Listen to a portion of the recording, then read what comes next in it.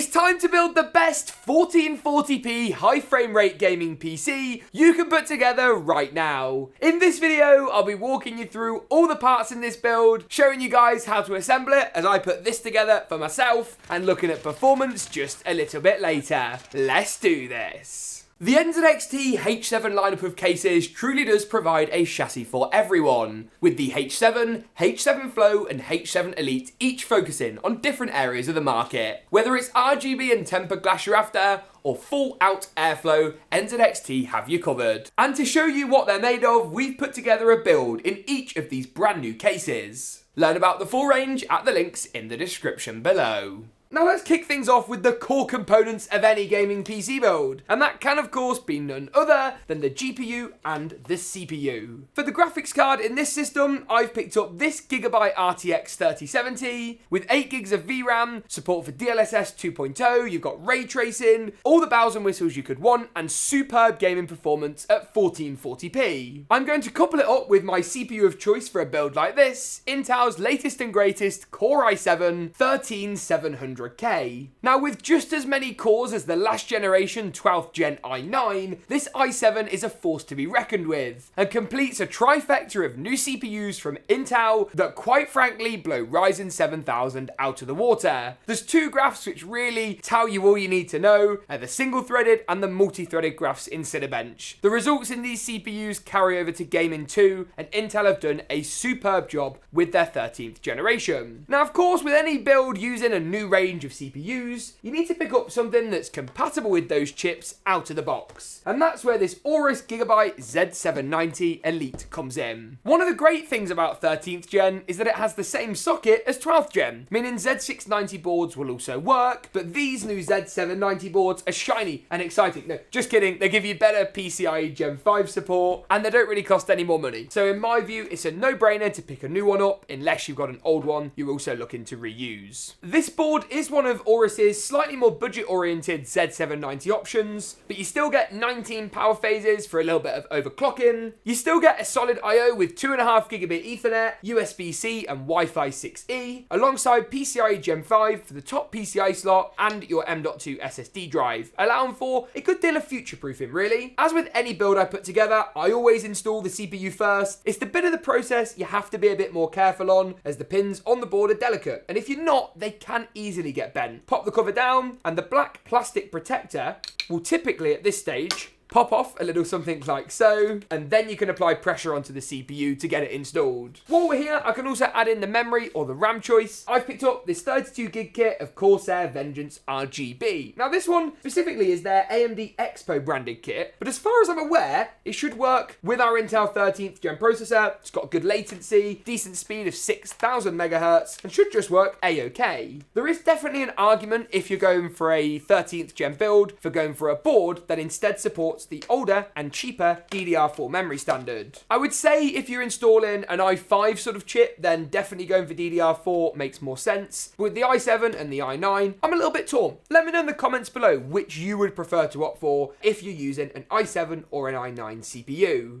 Drop your RAM into place, apply a bit of pressure with each of your thumbs, and the RAM DIMM will clip in nice and easily. While we're here, I'm also going to pop in the SSD. This is Seagate's FireCuda 530. With 7 gigabytes per second read, it's definitely going to do the job for us today, and will install under any of our M.2 heatsinks. I would recommend saving this very top one for Gen 5 drives, especially for like future upgrades, and instead popping it under this cover just below. For this, you will need to throw away your normal screwdriver and pick yourself up a teeny tiny alternative. We're going to remove this bottom heatsink section just down here, which will in turn reveal 3 M.2 slots. I'm going to use the upper of the bottom 3 slots here for my build. Pop that in, nice and simple. Spin the fastener around, and that thing is not going anywhere. Add the heat shield back on to give our drive a nice bit of cooling, and we should be good to go. Now, there is one more thing I would recommend you do now before going all gung-ho, grabbing your motherboard and installing it into the case, and that's looking at the CPU cooler. Now, when you use a water cooler, you're definitely going to be leveraging the 4 holes around the socket. That's these holes just here, and that's not too tricky of a process until you've put it in your case and there's suddenly metal panels and all sorts of other rubbish in the way way that can stop you installing it correctly. If you take a look at the mounting hardware on this cooler, it's actually preset up for AMD, meaning we need to find the Intel versions and get those installed to the motherboard.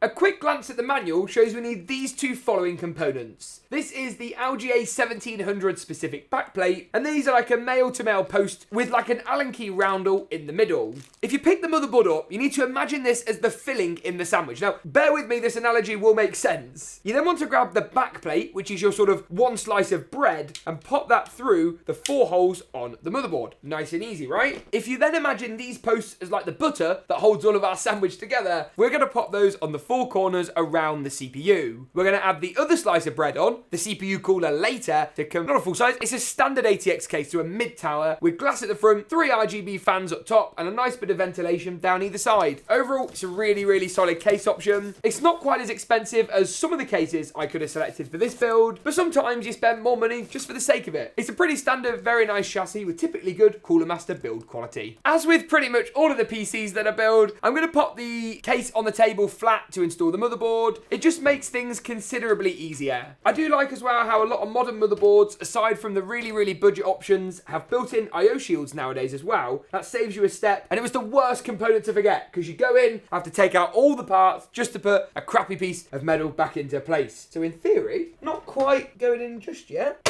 Aha! Sometimes all it needs is a little bit of pressure. You don't want to force it, but these things can be a little bit stubborn. Screws on this motherboard go at the top, along the middle, and down the bottom. Full size standard ATX has 3, 3, and 3 in that order. Start from the middle, work your way out, and you'll be completely fine. You'll also notice how the black motherboard is starting to fit in with the black aesthetic. Nothing new there, and I do like these slightly lighter accents on the board from Aorus. The next natural step, I think, is to finish off the CPU cooler, and then I can finally complete my sandwich analogy. Now, I'm thinking that putting the cooler at the top of the case makes the most sense. I do need to swap out the mounting hardware on the underside of the water block, and then just decide exactly which way we're going to do it, whether we want the tubes on this side towards me or the side away from me. My instinct is that on this side makes the most sense. So I'm first going to add on the fans to the underside of the cooler, having already swapped out those mounting brackets on the head, then add the whole radiator into the top of the case and finish things off with the water block, which is admittedly a little bit more complicated. At this point then, we can add on a drop of thermal paste. Cooler Master give you a nice little tube included as standard, about the size of a large bit of grain of rice. Don't worry if it ends up being a little bit messy, it's all going to spread out there in the end anyway,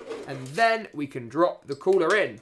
Oh yes. These brackets then set over the post we added in earlier, and some little thumb screws with a Phillips head on the end will go on top to secure it into place. Make sure to Torx these nice and tight, as that will ensure the cooler makes good contact with the processor. Cooler is in then, you can actually spin this little Cooler Master logo around to get it the right orientation, and we'll wire up all the RGB and all that good stuff just a little bit later. For now, we can go ahead and pop in the GPU, and to be honest with you, we might as well keep the case down flat for this stage, as it will make that too a little bit easier. I alluded earlier as to why the 3070 was the supreme GPU choice for this build. It's more powerful on raw rasterization than any of its direct AMD competition. You can find latest pricing and availability for this card alongside all the components today linked down in the description below. With this being a Gigabyte card, I'm hoping as well it should match quite nicely with the aesthetic of the rest of the build. Oh yes, look at that beautiful little card. This is the Eagle version, which means although it's got 3 fans and is fairly long in its form factor, it's also not ludicrously expensive. It's not that master level card which is going to cost you more, perform better, but this is definitely the more value for money option of the 3070 range. Push this clip back, you can see here on our PCI retention clip, and slide the graphics card in.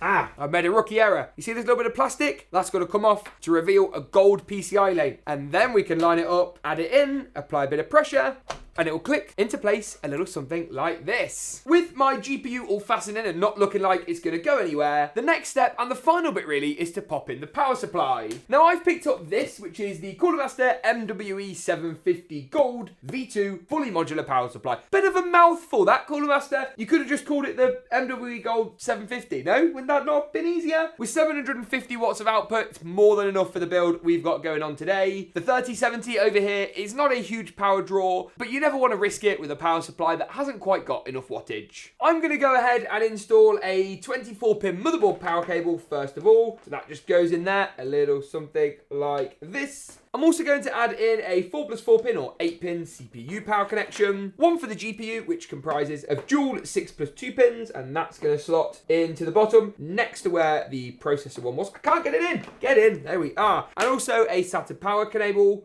Screw that down into place, and then once I've done that, I can also finish things off by adding in all of the power cables. That shouldn't be too complicated in this build. Just need to pop a motherboard cable to the right-hand side here, a graphics card power cable to our graphics card, of course, an 8-pin and a 6-pin. And then to wrap things up, the tightest squeeze of them all, that's the CPU power cable to the very top left. And then I can finally boot this thing up for the first time. I'm so excited to see whether all the RGB's gonna work, are the fans gonna spin. Let's grab a keyboard, a monitor, and a mouse and try it out. It's all plugged in, the power switch is now on, and the power button on the case should work. In theory. Oh no, that's not good. A few moments later. I'm ashamed to say I've made the rookiest error. I've plugged in the hard drive indicator LED, not the power button, to the power button header. That's definitely not going to work. Let's try it again, shall we? That's a little bit more like it. Have we got spinning fans at the top? We do. We've got fans spinning at the rear as well. We've got no image to the monitor just yet, but the monitor has powered up, indicating the PC's given it a little bit of something. Wait, it does this. Sometimes when you first boot, it'll boot up, it'll fail, it'll restart. It's often just getting like the memory speeds and stuff. The only thing I'm a bit concerned about is that these fans on the front are lit up but aren't spinning. So we need to go ahead and find out why that is. Oh my God, it's done it. I have no idea what happened there. I've literally changed nothing with the graphics card, and now it's booted into Windows, which is pre-installed on the SSD. I want to try and fix these fans. Now, I have got this, which is like a fan header that allows us to control the fan hub that's pre-installed on the back, which in turn controls these. But normally you don't have to plug this in. They'll just spin as long as they have power. So let me run that to the top of the motherboard without getting my fingers chopped off by this spinning fan. That's always a good idea. Oh, and you come on. Yeah, hey, look at that. We're in Windows, the fans are spinning, all the RGB is actually working, believe it or not. I can't quite believe that. And the graphics card's all working. I mean, happy days, right?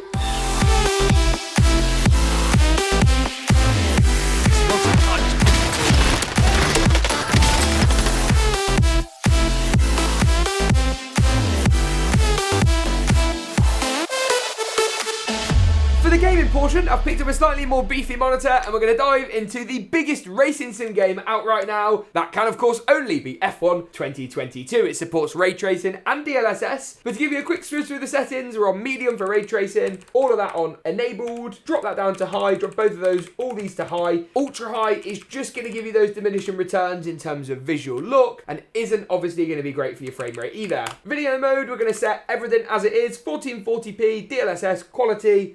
Boom, come out of there.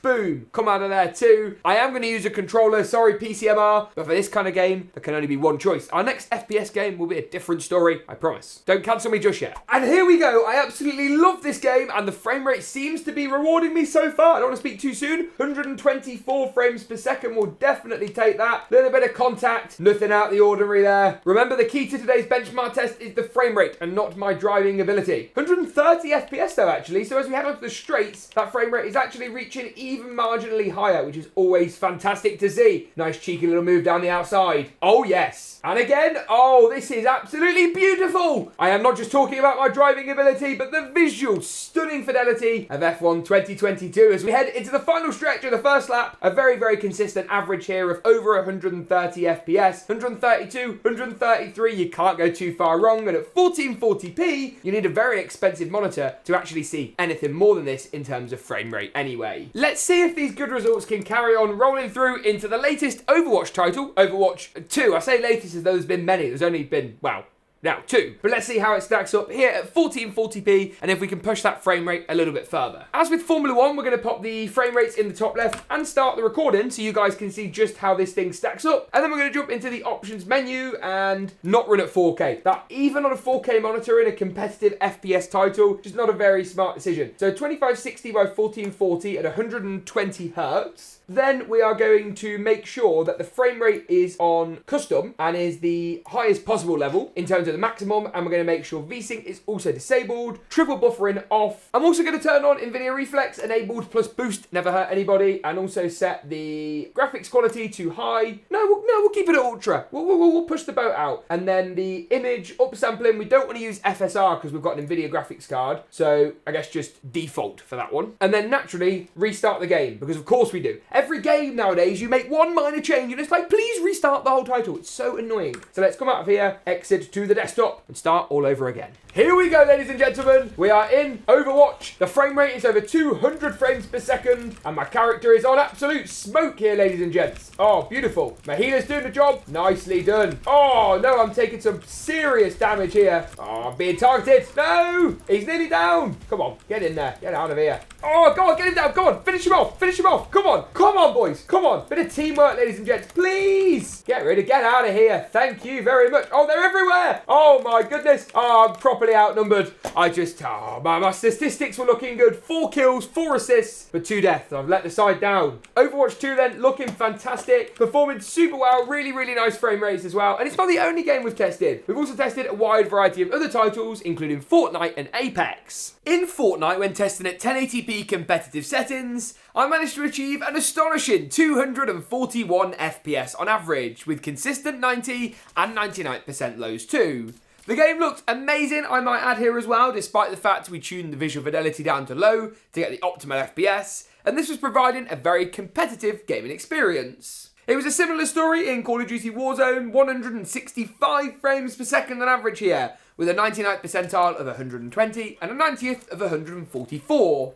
COD Warzone looked amazing, and of course we'll be updating our benchmarks with Modern Warfare 2 Remastered very shortly. Finally, to wrap things up, Apex also performed well, 171 frames per second, wow, amazing results in Apex Legends, with a game that once again looked buttery smooth, with strong 90 and 99th percentiles.